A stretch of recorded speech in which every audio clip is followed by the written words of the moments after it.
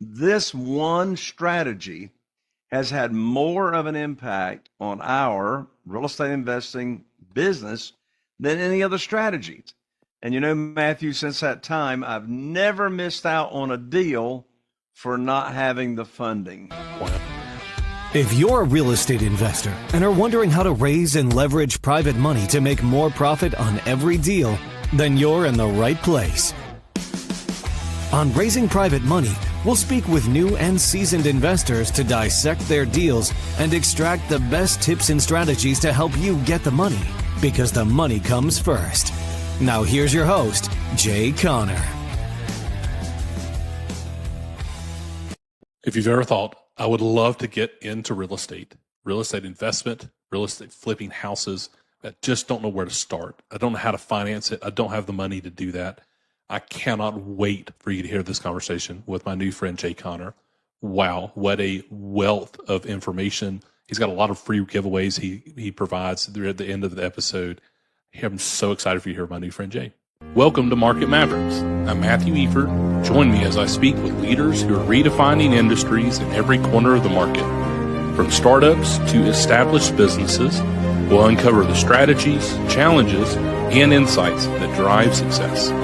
Get ready to be inspired by the Mavericks who are shaping the future of business. Welcome, everybody, to the Pillars of Purpose podcast, powered by Lighting Pros. I'm your host, Matthew Efird, and I am so excited to have my new friend here with me, Jay Conner. He's got incredible resources, a lot of information about specifically private money. And if you're hearing that and you're like, I don't know what that is, well, I'm so glad you tuned in to the episode today. Jay, thank you for joining us on the episode today. Thank you for being willing to share your wisdom. And I know, just as a little teaser, you got some free giveaways to give at the end of the episode. So thank you for being willing to do that. Those who may not know you, Jay, if you're come on, introduce yourself and tell us a little bit about your business experience. Sure, Matthew. First of all, Matthew, thank you so much for having me come on as your guest on the show here to talk about what I'm so passionate about and so excited. And that is private money for real estate deals. The reason I'm so excited about it is because this one strategy has had more of an impact on our real estate investing business than any other strategy. Wow. I started investing in real estate, single family houses all the way back in 2003. Okay. 2003, for goodness sake. Cool. Here in Eastern North Carolina, we've bought and sold and flipped and rehabbed over 500 houses since that time. Wow, congratulations. One at a time. And how all this came about, Matthew, was from 2003 until January of 2009. The only thing I knew to do to get funding for my real estate deals was use my line of credit at the local bank or go to mortgage companies. But all that changed in January of 2009. Sure did.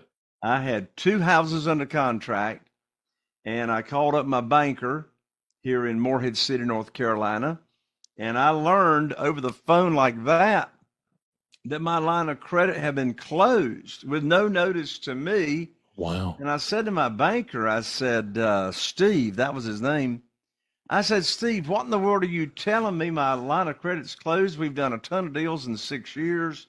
I got a great credit score, never been late on my payments. And my banker, Steve, he said, Jay, don't you know there's a global financial crisis going on right now? I said, no, Steve, I didn't know that, but you just gave me a financial crisis. I don't have a way to fund these 2 deals. So I knew I had to find a better and quicker way to get funding for my real estate deals. And my definition of coincidence is God's way of staying anonymous. Okay, I love that. And I learned about private money in less than 2 weeks of being cut off from the banks. And Matthew, since that time, I've never missed out on a deal for not having the funding. Wow. That is amazing. What a cool way that God showed up and provided. What does that look like? Right? Somebody's listening to this and they say, look, Jay, Matthew, I'm a small business owner, right? I'm already busy and I hear about real estate investing. I'm not really in the place to do that. I don't have the capital to do that. Talk to that person they're listening to this. You've got years of experience in doing this. Will you share some wisdom with them? Well, let me first share how I even learned about private money. The power is in asking the right questions. Okay. And so when I hung up the phone, believe it or not, Matthew, we actually still have handsets and landlines here in North Carolina. Yeah. But when I hung up the phone from my banker, I sat here at this very desk and I asked myself a very important question. And, this question can help solve any problem that anybody's got going on right now in their life. I don't care if it's health, career, financial, relationships. It doesn't matter.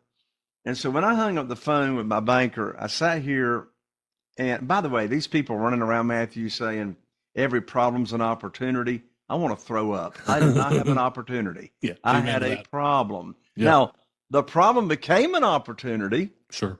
Because I wouldn't be here on your show unless this problem had come up. So here's the question I asked myself. I said to myself, Jay, it's not how, it's who. Okay. I said, who do you know that can help solve your problem? That's all I asked myself. And, interestingly enough, I immediately thought of Jeff Blankenship, a dear friend. We know each other at church. Okay. Not in the same town, but the same affiliated church. And he was at the time investing in single family houses in Greensboro, North Carolina. Okay. And I called up Jeff and I told him what had happened. And he said, welcome to the club. And I said, well, I'm not sure I want to be a member of that club, but what club are you talking about? He said, well, that's the club of the bank closing your line of credit with no notice to you. He said, my bank closed my line of credit last week. Wow. And I said, well, Jeff, how are you going to fund your deals? He says, well, have you ever heard of private money? I said, no. He said, have you ever heard of self-directed IRAs and how people can take current retirement funds, move them over to a self-directed IRA company, and then they can loan that money out to us real estate investors, and the interest that we pay them on that loan is either tax deferred or tax free. I said, Wow. Jeff, I don't have a clue what in the world you are talking about. I said, what's private money? He said, I'm not really sure, but there's this gentleman down in Jacksonville, Florida, by the name of Ron LeGrand, Okay. and he says he can teach us about private money. I said, okay. I said, well, what is it? And he says, well, I don't know, but Ron says we can get a lot of it really, really fast. I said, okay. So Jeff and I went to that conference. That was my very first real estate investing conference. I had been in this business for 6 years without going to a conference. I was relying on my experience and from previously being in the mobile home business and reading books and et cetera.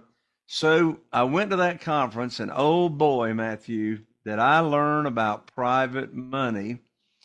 And so I came back home here to Morehead City, and in less than 90 days, I was able to raise $2,150,000 in private money, private lending. Wow. And since that time, I've never missed out on a deal for not having the funding. And what's interesting about it, Matthew, is I didn't sell, I didn't persuade, I didn't chase, I didn't ask anybody for money. What I did is I took on the mindset, and I tell people all the time, the real estate between your ears is what you got to own first. Okay. You got to own that real estate between your ears. You got to have the right mindset. And so I took on the mindset, Matthew, of being a teacher, of being a person that could share with other people how they could earn high rates of return safely and securely, backed by real estate. So I just shared with people that I go to church with, in my civic groups. I put on a private lender luncheon and invited about 20 people and raised $969,000 just right there at that private lender at that one event. Yeah. And So a big secret, a very valuable share here.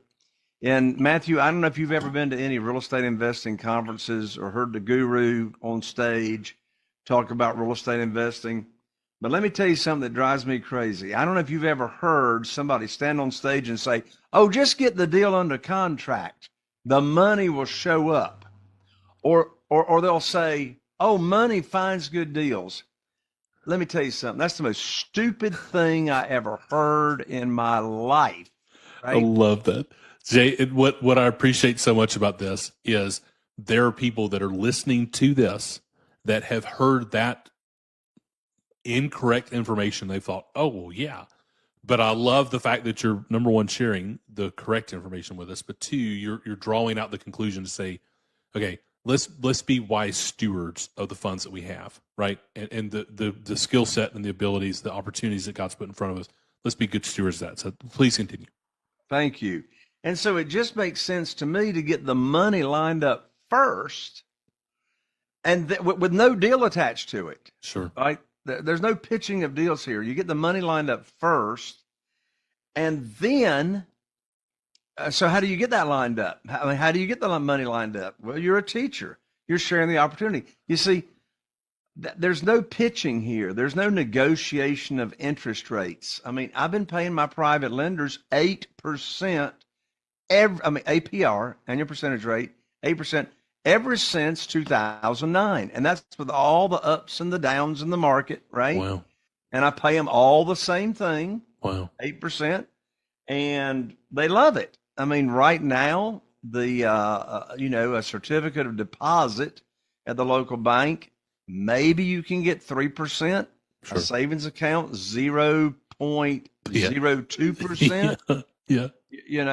And you compare 8% to that, that's fantastic. They also love it, Matthew, because their investment is not volatile like investing in the stock market. Sure. You invest in the stock market, you already lost money because you had to pay fees and commissions. And, as of us recording this show today, stock market's come down 10% in the last 3 weeks, 2 weeks, I should say. Yeah. So, so the private lender knows exactly what their rate of income is going to be. Another important point is that Carol Joy, my wife, and I, we've had 47 private lenders. Wow. Funding our deals. And you know what's interesting, Matthew? Not one of them ever heard of private money or private lending or self-directed IRAs and using, current retirement funds until I did what? Until I put on my teacher hat, which says private money teacher. Love it. None of them ever knew about that. So we lead with education, sharing how people can earn these high rates of return. They simply give us a verbal dollar amount, a verbal pledge. Well, I've got this much I want to invest, or, I've got this much in retirement funds. I want to move that over to the self-directed IRA company that you talked about. I'll introduce them to our self-directed IRA representative. They'll get their funds moved over. And then here's the big secret sauce. So if you're listening to this show, I'm glad you're still here, because I'm going to give you the script right now. Okay. The exact words. It's called the Good News Phone Call. Okay. And I never pitch a deal. I haven't pitched a deal since 2009. I simply deliver on my promise. So Matthew, let's pretend that you and I have been friends for a while, and I've put on my teacher hat, and I shared with you the opportunity as to how you can earn high rates of return safely and securely. And let's also assume that you told me you had $150,000 in a previous employer's 401k plan. It's still sitting over there. It's really sort of not doing anything. You're not happy with it. And let's also assume I've introduced you to the self-directed IRA company, and you've moved that $150,000 over to the self-directed IRA company, and now you're waiting for me to put your money to work, because that's what I told you. I told you I would put your money to work just as soon as possible. So I call you up with the Good News Phone Call. And here it is. I call you up, you answer the phone, we have a little chit chat, and then I say, Matthew, I've got great news for you. I can now put your money to work. I've got a house under contract in Newport with an after repaired value of $200,000. The funding required for this deal is $150,000, which matches up to what you have in your retirement account. Closing is going to be next Tuesday, so you'll need to wire your funds from your self-directed IRA account to my real estate attorney's trust account by next Monday, and I'm going to have my attorney email you the wiring instructions. That's the end of the conversation. Wow. I didn't ask you. I mean, the most stupid thing I could say is, do you want to fund the deal? Of course you want to fund the deal. Yeah, of course you do. Yeah. And there's three big reasons that you want to fund the deal. Number one, you trusted me to move your $150,000 over to the self-directed IRA. Number two, you know I'm not going to bring a deal for you to fund that doesn't match the criteria and the underwriting that I already taught you. Sure. I already taught you I'm not going to borrow more than 75% of the after repaired value. Well, the $150,000 is 75% of the $200,000 after repaired value. I didn't say 75% of the purchase price. Yeah. I said 75% of the after repaired value. That's why, as real estate investors, you always bring home a big check when you buy. Okay. Who wants to get paid to buy houses, right? Yeah. And then thirdly, you're ecstatic to fund my deal because you're not making any money with that $150,000 in that account. It's just sitting there until I put it to work. And so, again, no chasing, begging, persuading, or selling. You're teaching, you're offering a great way for people to get high rates of return safely and securely, and then you're delivering on your promise. So, Jay, it's amazing. And I appreciate the way that you're articulating it, number one. Number two, when I look at like real estate investing, and I hear this a lot. So I hear this from people in the audience. I hear this from friends. When they see real estate investing, they lived through 2008, 2009, and they saw either themselves or friends or maybe parents lose everything. And they think, this is my retirement account, and I'm going to take my retirement account and I'm going to put it in this. Isn't that risky? Can you help us talk through that objection?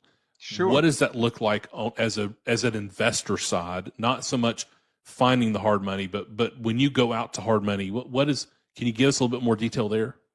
Sure. Well, and when you say hard money, I want to make sure everybody understands there's a difference between hard money and private money. Private money. Yeah. Well, the industry has mixed it all together. And hard money lenders, and some of my best friends are hard money lenders, they call their hard money private money. But let me give the distinction.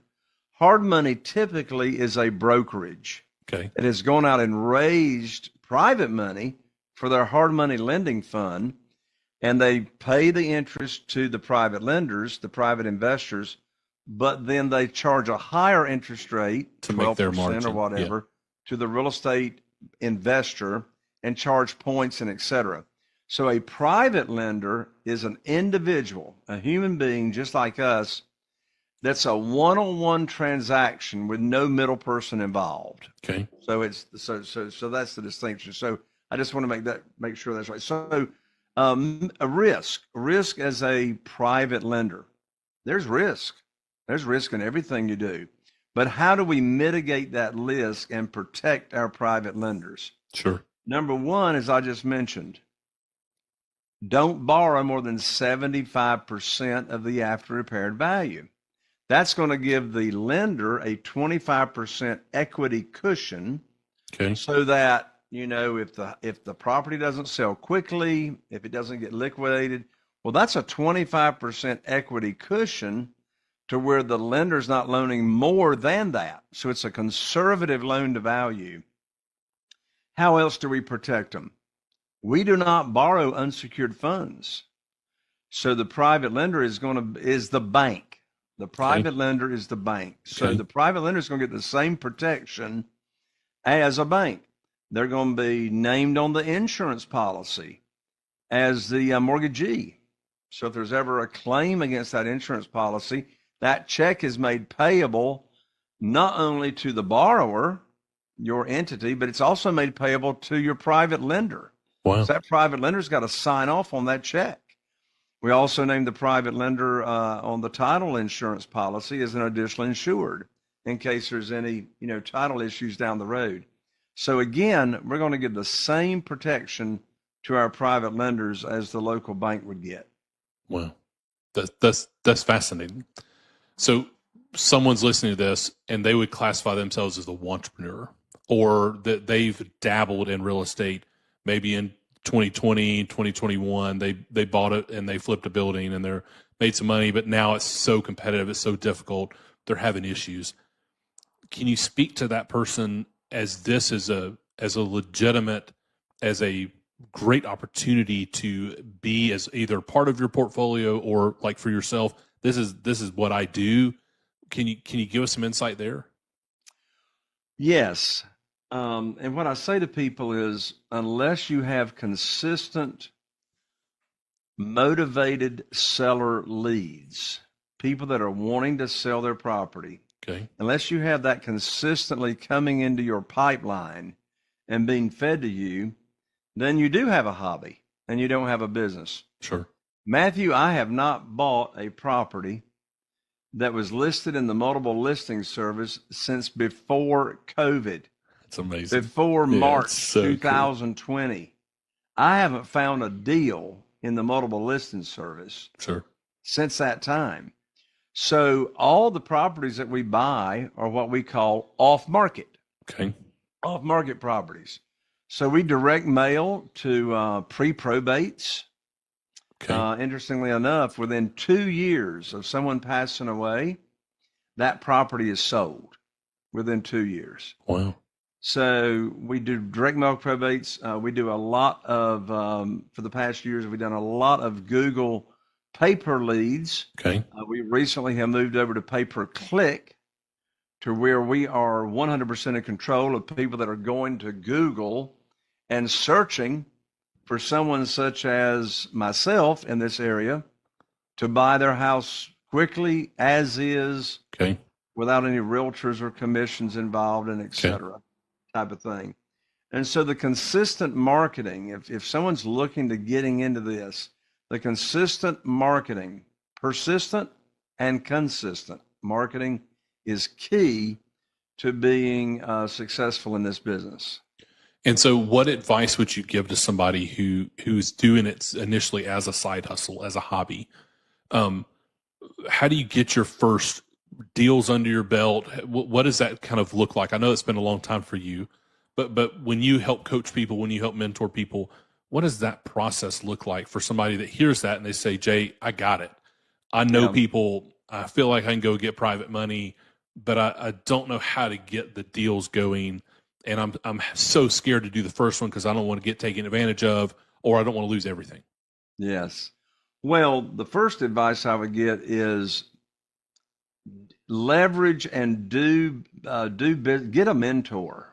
Okay. Get a mentor, get a coach. Work with somebody that's already been through the minefield, Sure. Right?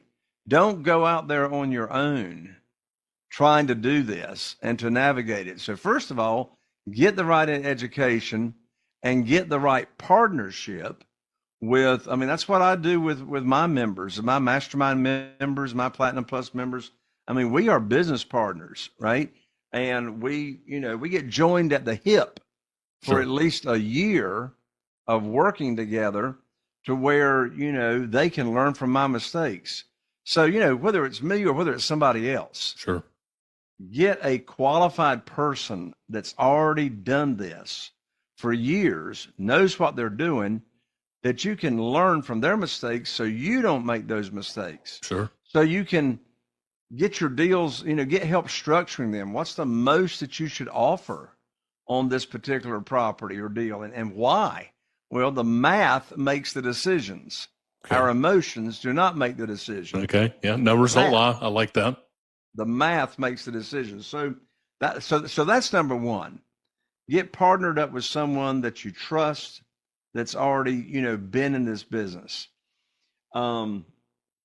And then number 2, practice. Practice. What do I mean by that? Practice talking to sellers. Okay. Whether it's you or somebody on your team, I don't want you spending any money on Google Ads or pay-per-click or any of that expensive stuff until you know how to do the seller call. And so you got to learn the scripting. I mean, what is the script? What are the questions to ask? And so I don't want somebody spending money on marketing or even what we call driving for dollars, Okay. or having an ant farm Okay. that sends you leads of, properties that look vacant or whatever, Sure. until you have filled out and completed at least 50 property lead sheets, scripting, having conversations with real people.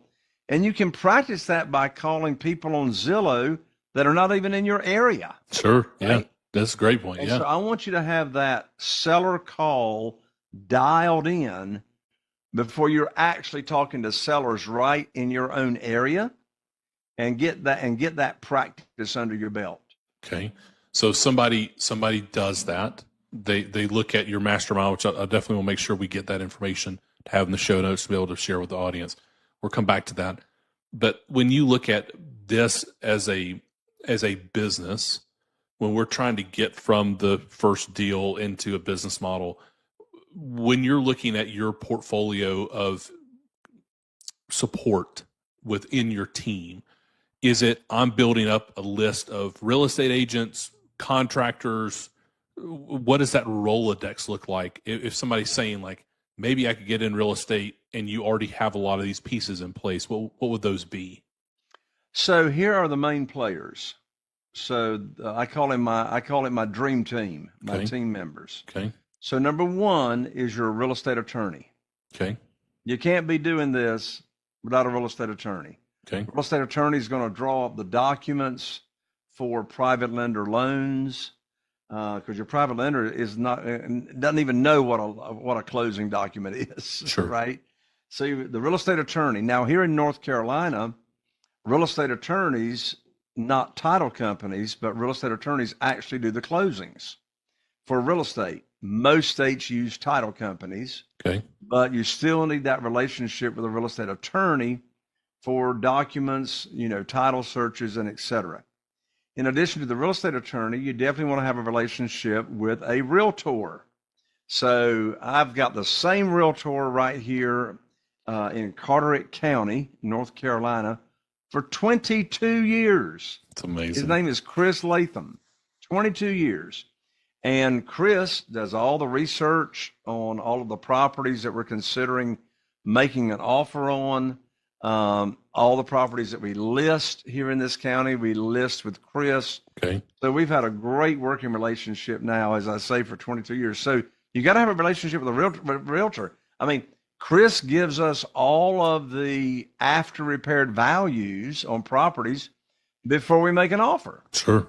If you're going to renovate a property, you need Sure. to know what's that after repaired value. If you're not going to renovate it, what's the as is value, right? So real estate attorney, realtor, and then in addition to that, if you're going to do any renovations, who is your relationship with, regarding the general contractor? Okay. So I've got 2 different general contractors, and I have my own crew as well. Okay. I do not recommend starting out getting your own crew. Sure. Don't do that. Sure. You want to establish a relationship with a general contractor. And in addition to that, I've had the same interior designer for over 20 years as well. Her name is Beth Garner. You don't have to have an interior designer for renovations. If you've got a good general contractor, they can give you good advice as well. My other team member is Kim. She's my acquisitionist. Okay. She's been with me over 20 years. Okay. She talks with all of the off-market sellers, gets their initial information, etc. And if you're wanting to scale your business, you're definitely going to want some software. So all of our prospects, all of our prospective sellers are in our software with all the notes, the pipeline, where they are in the pipeline. Sure. They just came in. And like when somebody responds to a Google ad, then they're automatically put in the software. And Kim and I do all of our communication back and forth with the different stages that seller moves from in the software. Nice. That's awesome. And a good system that is scalable, right? That we cannot scale without systems, or we will not do it effectively by any standpoint, for sure. Yeah. So, I mean, I have no idea how many hundreds of thousands of dollars I lost by running this company off of a yellow pad and Post-it notes. Yeah. Right? I got you. Yeah. Yeah. And so years and years ago, we got some amazing software that keeps all the notes, keeps all the track, keeps all the pipeline straight as to where we are with that prospect. So Jay, is your business model, your personal business model, are you in the renovations flip side, or are you in the build and keep side? What has been your decision there? If you don't mind. So I've done all the above. I've bought and I've sold a lot of houses on lease purchase or rent to own. Okay. But primarily since COVID, it's been flips because the have just been so great. Okay. So you're not being a landlord yourself. You're just going out, getting the deal, doing the work, and flipping there. When the deal closes, is that where your private money person gets their money back? Correct. Okay. So then they get their money back plus 8%.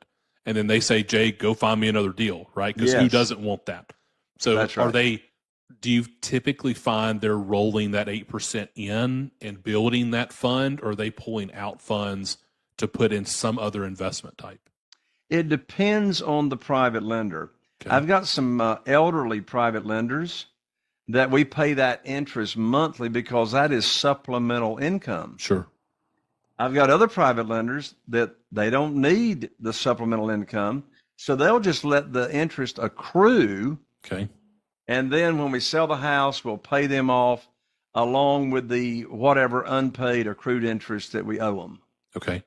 And so when you're looking to budget, so if you're having monthly payments of interest payments back to a private money lender, how are you budgeting that in across the job? Typical renovation takes how many months? So how many payments are you making out before you take in profit? On average, it's about 9. Okay. About 9 months, sometimes 12, depending on how long that house sat there. Sure. Before we started the renovation.